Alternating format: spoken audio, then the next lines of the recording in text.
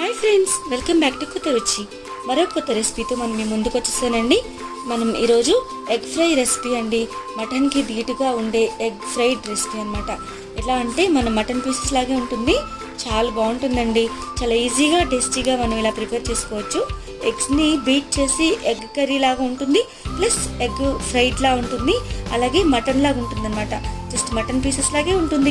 ఎవరైనా తెలియని వాళ్ళు మటన్ పీసెస్ అనుకుంటారు, అంత బాగుంటుంది అనమాట. మరి ట్రై చేసేద్దామా? చాలా డిఫరెంట్ స్టైల్లో మనం ప్రిపేర్ చేసుకోవచ్చు అండి. అప్పటికప్పుడు మనం సింపుల్గా ఈ కర్రీని ప్రిపేర్ చేసుకోవచ్చు. మన అందరూ చాలా ఇష్టంగా తింటారనమాట. అంత టేస్టీగా ఉంటుంది. గుమగుమలాడే ఎగ్ ఫ్రైడ్ రెసిపీ, మటన్కి ధీటుగా ఉండే. చూసేద్దామా ఈ కర్రీని? చాలా సింపుల్గా టేస్టీగా ఉంటుంది. చూస్తున్నారు కదా, చూస్తుంటే నోరూరిపోతుంది. చూసారా, ఇట్లా మొత్తం మన మటన్ పీస్లా ఉంది. చూసారా ఎంత బాగుంటుందంటే రైస్లోకి కానీ, చపాతీలోకి కానీ, పుల్కాలోకి కానీ తీసుకుంటే చాలా బాగుంటుందండి.